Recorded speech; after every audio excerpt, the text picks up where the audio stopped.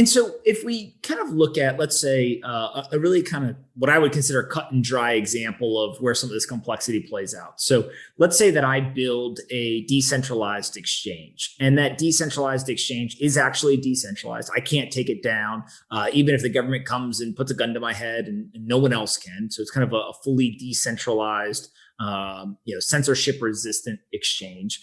And then people go on and they start to trade what ends up being deemed, illegal securities, where whether they are non-accredited investors or there was some issue with the actual securities being offered originally, whatever it is.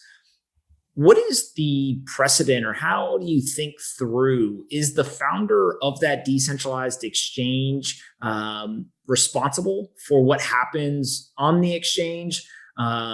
If, let's say, the founder was 18 when they started it and they put it out in the world, and then at 25 they're like, you know what, maybe I don't want to be as take on the state and screw the system, and like I want to take it down, but I actually can't take it down. Like, how does all that play out? Sure. So there's no clear answer to that exactly. I will say that we have a fairly good piece of data with Ether Delta. As a decentralized exchange, but they were still able to like figure out who was responsible, and that person still had control. And I think control is a key concern here. So if you have a truly decentralized exchange and you put it up there and you literally can't control it anymore, that is going to limit the ability of law enforcement to come after you.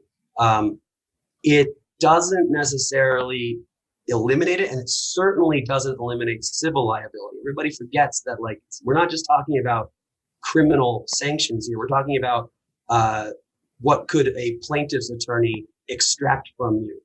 And then most of these people, I mean, if they're gonna, maybe there's some truly egalitarian and high-minded devs who literally do a fair launch and have no pre-mine, have no tokens. It's just up there. But in reality, most of these have some kind of holdback for themselves. And that holdback, the idea that you're going to get an increase in value based on what you've held back, as far as, like, say, a governance token, that absolutely brings the securities laws right back into play. 34 Act, 33 Act, and of course the private securities litigation cause of action. And so if they don't hold back any of the tokens, if they literally just say, I'm going to make zero economic benefit from this, does that change that evaluation? I think it does. I mean, if you really could point to that fact pattern and say, someone just released this in the wild and it's automated and it has, they have no way to affect change. And like, that's really key, like no way to affect change. Some of these things are kind of out in the wild, but you get enough of the founders together, they could, in theory, tweak stuff, and it's not like they're doing anything shady there. It's that they want to be able to fix something if something breaks. But if they don't have that ability, yeah, I think that just releasing that, what is in effect, basically a piece of code, an AMM that just runs, I think you'd have a very difficult time coming after somebody like that. Yeah. And so really what you end up doing is you're basically putting a balance between economic benefit and legal liability, right? And so if you want no legal liability, that means you should probably take no economic benefit. If you're okay with some legal liability, then you can take economic benefit. You got to figure out where, kind of where your priorities lie, or kind of where your risk tolerance is. Yeah. And like, it might not just be a specific project analysis. Like if you've got a master plan and over here you've got something like an NFT project, and over here to make this NFT project function, you have this AMM that is totally you want it to run by itself. If you could draw the connection where you need one for the other, you certainly could impute liability that way.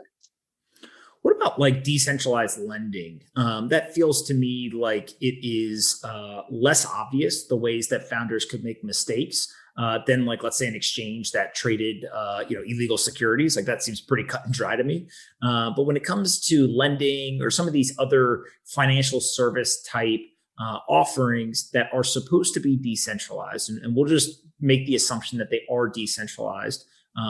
Is there things where you don't have a money transmitter license or a broker dealer license, or KYC AML, and you can be held liable for that stuff, or is it something else that they should be worried about? So honestly, I actually think this is where we're going to see the most flurry of enforcement, and I think it's going to be much, much more serious than a breach of the 33 Act or the 34 Act, both securities law focused. The Bank Secrecy Act is a big deal. It is a big deal. The Patriot Act gives the government a lot of power here. And so when you've already heard Janet Yellen just, in the last week or so, 2 weeks ago, saying that terrorist financing is on their radar. I mean, whether it is or not, that's what they'll say. That is what will be stated as they go after these platforms. And there are really strict rules around AML and KYC for anything financial. Thank God the FinCEN stuff was averted. That was a nightmare. But that's where we're headed. So bringing it back to the question about liability and control and this decentralized idea, if FinCEN decides that they want to go after one of these things because they aren't following proper disclosure for funds and people, they're going to do that in any way they can. And I think that we have yet to see what that will look like, but I think a lot of people are going to be caught flat-footed in that. Yeah, it's fascinating to me that the securities laws and kind of the ICOs and unregistered securities, like that caught everyone's attention from a legal perspective. That's what everyone wanted to talk about. What you've kind of done is you're accelerating or fast forwarding. You're saying, no. Like when somebody applies the Patriot Act, they can pretty much do anything. And therefore, not only do they have more kind of legal purview, but also the penalties are much higher as well, right? And so is this something where you think that kind of the reach of the U.S. government will be global and it doesn't matter where you are because they'll use that Patriot Act? Or do you think that U.S. citizens have a different risk profile on the legal side than, let's say, people who are not U.S. citizens not living in the United States? Well, sure. So primarily on a first impression, U.S. citizens are going to have a far larger risk profile. U.S. companies are going to have a far larger risk profile. But we actually have precedent here with the CRS, the Common Reporting Standards, which was kind of forced on the world by the U.S. after the passing of the Patriot Act, or around the same time. And you have a very clear example of the U.S. government using its full force and effectiveness to impute its way on sovereign nations. So I think that, if you're a team that's all not U.S. and you properly geofence U.S. residents, you have a good argument that you're not subject to U.S. law. But no one is actually geofencing U.S. residents, not really. And that is like the opening in the armor. That is how the U.S. government will attempt to assert itself. And they will use treaties, and they will use relationships with other countries to get their way eventually if they want to. It's a question of want to. Now, I will say there is an Overton window here. And if the Overton window shifts enough, there is a chance that some of these doom and gloom things that I'm talking about kind of get papered over, get sort of the paradigm shifts. And the good example there is Uber. If you walked into a law firm in 2005 and said, I want to create an app that allows people to use other people's cars, every lawyer is going to say, oh my God, you can't do that. Like here are all the reasons why you can't do that. So it's what we're trained to do. And it would have been good advice at the time, but that's an example of where things moved quickly enough and had enough of an impact where, those concerns didn't materialize. Other things certainly have materialized out of it, but that is an example of the tech shifting the Overton window more quickly than the regulations can catch up in a way that regulations will never catch up or could never catch up. But that, and there will be some of it, and I don't know how much of that there will be, but it is on the table. There'll be some sort of moment where certain projects, I think as big as Uniswap, might just skate through. It absolutely could happen. But there will be a lot of collateral damage for some of the smaller projects.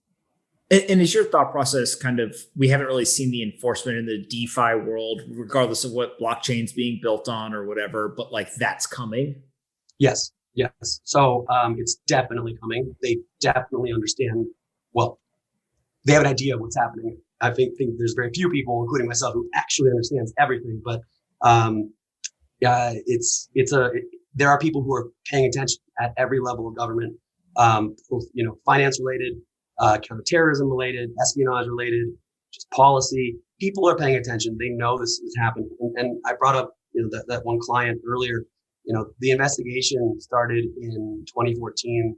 Arrest happened in 2019. These things take time, and it's hard to hold that timeline against these projects that are, worth billions of dollars over the course of a summer.